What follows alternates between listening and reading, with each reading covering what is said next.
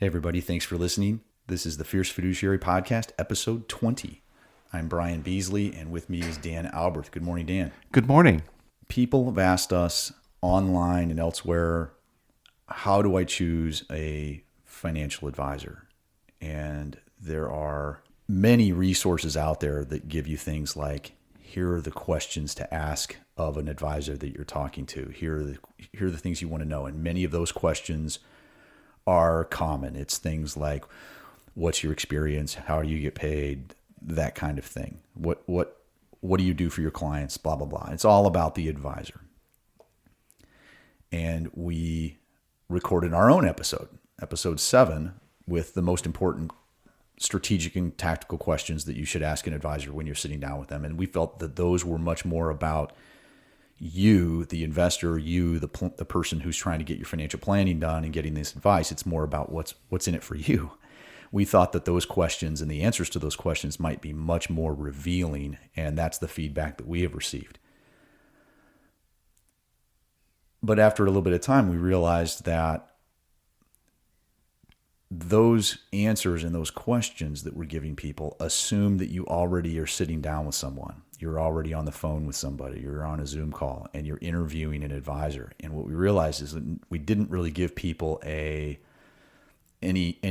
tools to find that person that they're going to interview in the first place. You can do some research online and it helps drill down a little bit, but we realized that there needs to be a little bit more education on, from maybe a view from 10,000 feet, if you will. And as we were talking, we realized there's really probably the biggest differentiation you need to be aware of if you're looking for an advisor is what's the level of independence of that advisor. There's really 3 different types of advisors out there in general. I mean, there's hundreds of thousands of people calling themselves financial advisor, and you can get into the minutia of what licenses do they hold, That's part of the process for sure. But maybe the easiest, simplest first step is to understand what's their level of independence. There's 3. The first one is the advisor is an employee of a large national brand company. The second level is they may be operating completely under the umbrella of a large national brand company, but the name on the door may be their own. They may pay their own rent. They may pay their own employees. They own their own business to a certain extent. But when it comes to the financial planning and the investment advice that they provide, it's all coming from a single source that's not them. So they have compliance oversight from a large national brand, making sure that they're doing everything in line, and they just get to put their own name on that advice. That's called like a independent broker-dealer model. And then the most independent situation is an advisor who his firm or her firm has filed their own documentation with the regulators, and they've designed their own list of services that they provide. And they are completely and totally independent. They own their company. They own the advice. They choose what types of advice they offer. They choose what types of services they offer, and they choose the pricing of that. So that'd be called maybe a fully independent model. Someone who owns their own registered investment advisor firm, that kind of thing. So those are the 3 models. You've got an employee, quasi-independent, semi-independent, that kind of thing, somewhere in the middle, and then you have somebody that's fully independent. So let's talk first about the employee of the national brand. And this is actually pretty common first place that people arrive. And the reason is because they know the national brand name. So you talk to somebody and you talk to your friend and you say, hey, who do you work with? And they go, I'm with national brand X. And somebody else says, I'm with national brand Y. And you recognize those names and you feel comfortable with those names. You've seen their commercials on television. You've seen their name on, maybe they have an office down the street near your mall, and you go, I'm going to go in there and see not a human being with a name, but you're going there to see national brand. And you're going to sit down with an advisor that's an employee of national brand. And the way it works there is, as expected, is the advice you get has been designed by the national brand company. It's It's a systematic thing that they've designed. They've agreed. It's an organized way of delivering their advice, and the person you're talking to is the deliverer of that advice and guidance. So they're not inventing their own thing. They haven't come up with anything that is by their own experience and design. They're just they're there to deliver the company's services. And that can be a very, very good thing, a very, very comforting thing that it's not just one person that's figured all this out. They may or may not be following best practices if they do it on their own. So there's just a comfort and maybe credibility that comes from working with national brand. And then the name, you maybe feel more comfortable with that. That's where your money is. And when you tell people you're with them, they'll go, oh, I've heard of that. And that, again, gives you maybe some confidence. Some considerations with the employee model is, and we're going to go through this with each of these levels, is just consider who's the boss in that relationship. If you're sitting down with an employee of a company, one of the considerations that may be a big deal is they have to take your needs and your objectives into account. And they're obviously trying to deliver a service that you'll keep coming back for. But they also have a boss. And it's important to understand that relationship with their employer, between them and their employer, because their employer may have their own agenda that may or may not align with your particular goals and objectives. I worked in that model before, and for the most part, you can do absolutely what's right for the client. And the company would say, do what's right for the client, do what's right for the client. And then sometimes they would say, hey, we have this initiative. We want you guys to focus on this service or that service, and really put a campaign together for that, because we're trying to build this new initiative for the company. And that may or may not be appropriate for all parties concerned. So if you're working an employee advisor, just be aware that there may be somebody who's the boss other than you, and where their loyalties lie, ultimately it may be, hey, they got to keep their job. Yeah, ultimately they're an employee of the company, and when they go home at the end of the day, they got to take care of their family and keep the roof over their head and put groceries in the fridge. Now, the other good news on that model is that employee, they can focus 100% of their energy on nothing other than delivering that advice and meeting people. And oftentimes their calendar will be stock full of meetings that are highly productive. And that's one of the things that are very efficient from the company standpoint of that kind of a model. There's another model that is, you call it the independent advisor or the independent broker-dealer model. They're synonymous. And what you have here is you have a situation where the advisor, or maybe the advisor and their partners, have gone off to the point where they want a little more freedom to do what they want to do. And they want to own their own business, and they want to control their own overhead a little bit better.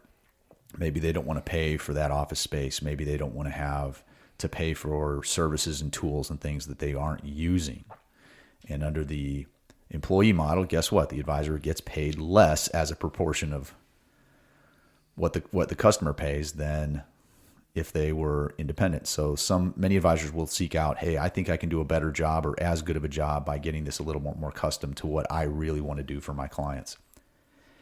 And what you're looking at there is you've got kind of this hybrid situation. The advisor may have their own office space that they pay for out of their own pocket. They may have their own brand name on the front door. They may be directly paying their own employees and customizing their benefits package for their own business and whatever makes sense for them. And to a great extent, that may be better for all concerned. The other thing is that they may have a broader array of tools available to them than they had when they were an employee. But every single service that they offer and platform and type of account, that kind of thing is going to be through a single provider, a single RIA umbrella company that may be a very big national brand. It could be something that you've heard of. It may be something that's kind of behind the scenes, but they're still a very, very large entity. And your investments are held by this company and your statements come from this single company. And it may or may not have your advisor's brand name on your statement. But that's a quasi-investment in independent model. Generally speaking, these firms will have guidelines that are broader and give more freedom of movement to the advisor. So you might be able to get a little bit more customized situation through them. And the disadvantage that some of those firms have is brand awareness. Somebody might not have heard of XYZ and Jones investment advice, and so they may look at the front door and go, I've never heard of them. Maybe I'll move on to a national brand that I've heard of. But the truth is, you may be finding yourself with somebody who's experienced, who is sort of running their own business because they're paying some of their own overhead and things, and they've just taken that next step to independence, and they may have more, I guess, just more freedom to move around and do something that's more customized to you. And the last level is the fully independent registered investment advisor firm. So this is a firm that maybe is a smaller firm that looks very similar to that quasi-independent firm. There might be 2 people, there might be 20 advisors there might be 50, but they own their own firm. And they've filed their own documentation with the regulatory agencies. And they have custom designed their suite of services of advice to meet their just what they want and what their clients need. They can be very, very niche and specific, or they can be very, very broad. They can do just financial planning. They could do just certain types of investment management, but it's all disclosed in the document that they designed and wrote.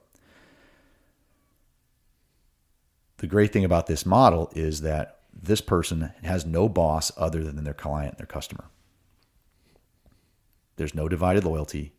They have total and complete freedom within the law and within the regulatory restrictions that are out there. So as long as they're following the rules, they can pretty much do whatever their clients need. So there's a total freedom of what tools they use. There's total ability to choose and adopt new technology to make their services better and more efficient and more effective for their clients. With big firms, I failed to mention this, you have a tendency for technological innovation to move slowly just because they're trying to capture what works for most people. But you, with an independent firm, you tend to have just much more speed of adoption, and you tend to have much more freedom of movement to provide that custom advice and custom service. Now, the downside of these firms is, at least in the eyes of people who are looking from the outside in, is they may not understand how the investment side of things work. You know, I feel really comfortable if my money's at national brand brokerage firm because I've heard their name, I've heard of their, you know, I've seen their commercials, and there's that credibility there. But you know, I've never heard of blah blah blah investment firm. I've never even heard of them. So why would I even consider interviewing those people? And the thing to recognize about the fully independent firms is that they don't hold your investment accounts. Your investment accounts are still held at large national brand. The word is custodians, a brokerage firm custodians. So typically, those big custodians for those independent firms are the big brand names that you've heard of. And the big ones right now are Charles Schwab, TD Ameritrade, Fidelity, and Pershing. Those are the largest custodians that are used by independent financial advisors. And that's a real critical thing to understand, is that you may be sitting down with someone who totally and completely has ownership of their entire business. They control everything under the sun, right down to pricing, what services you need. They can accommodate virtually anything you want. And yet your money is still with big brand name national firm. But who's the boss? The customer. So as you're looking to drill down and find out people who might want to be your financial advisor, and you're trying to identify who's the right fit for you, just understand you have from 10,000 feet, understand first, what's the level of independence of the person you're talking to from the advice standpoint? And who's the boss in that relationship? Do they work for a big company and they're an employee? Are they an independent, maybe quasi-independent firm where everything's done under one company? Or are they fully independent where maybe their clients have accounts at Charles Schwab and TD Ameritrade and Fidelity, and they can simply advise on pretty much wherever you are. So those are the three main levels of independence, and I hope that helps. Dan, did you have anything else you wanted to add there? Well, as looking at what type of person am I, the consumer, looking to try to find an advisor, when might I choose one of these three different models? As I'm thinking of those employee-based models where they work for the national brands, the consumer, that person might be much more independently minded, a do-it-yourself type of a person, and they're looking for advice, but the advisor, the individual person, can be interchangeable. And in that instance, you could potentially go to one of those national brands. Yeah, you're and just that there to person get would work. You're just there to get general guidance. You're not there to get creativity. You're not there to get necessarily relationship or leadership. You just want to have some pointers and be pointed in the right direction. Maybe that's what you're getting from a big, broad-based firm. They're not going to generally customize things unique to your needs. If you're looking for something very, very broad, generally you're going to be following pretty much best practices. You're not going to get anything. You're not generally going to have anything that's different than normal, than what you'd expect there. Is that what you're Yes. going at? And now if you're another type of person and you're looking for hand-holding and you want to talk to an individual advisor who wants to take care of you and you want to know that they're looking out for you, and when you sit down with that person, you want to understand how much skin in the game they have, where a fully independent firm, that type of firm, that advisor you're sitting down with, they've put a lot on the line. They own their business. Their name is on the door. It's all about them and their ability to provide service to you. And so their relationship with you is very important. Yeah, there's a lot more skin in the game if you own your own firm and you've taken a lot of risk to create your own brand. I mean, that's a challenge. I mean, it's not easy to go out and start a business on your own with no brand or to create your own brand. Whereas if you're an employee, it may just be a job and you can go from one place to another and it's just a job. You're renting the desk, so to speak. So if you're looking for more relationship, maybe more creativity, customization, accommodations that are unique to you, then it's possible you may find that the more independent you get, the more skin in the game you get, sometimes the more experience you get, those tend to go up as you go to higher levels of independence. So those are just things to consider as you're searching. If you have not listened to our episode 7 with the strategic and tactical questions from a financial planning standpoint, if you sit down with somebody, I would strongly recommend that you listen to that episode and get a sense of the kinds of questions that are more about you and the value that an advisor can bring. As you ask those questions, the answers will be very revealing. But hopefully today we've given you a little first step to identifying how you can find advisors to even interview in the first place. Once again, thanks for listening. If you like the podcast, please share it with your friends. Please subscribe. Please like. Please comment. Please find us on social media. We are at Fierce Fiduciary.